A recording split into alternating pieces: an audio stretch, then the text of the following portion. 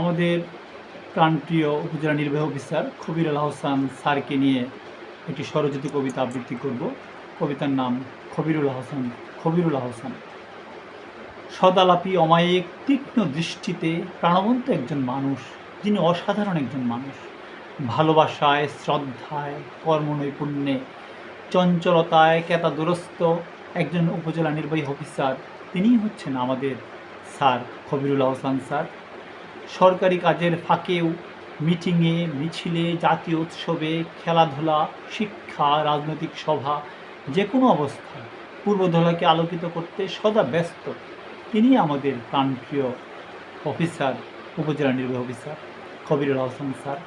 বেঁচে থাকবেন অনন্তকাল মানুষের হৃদয়ে, যেন পূর্বধলার মানুষ মনে রাখবেন তাকে হৃদয়ের গহীন কোণে মনের মণিকোঠা। সবাইকে ধন্যবাদ।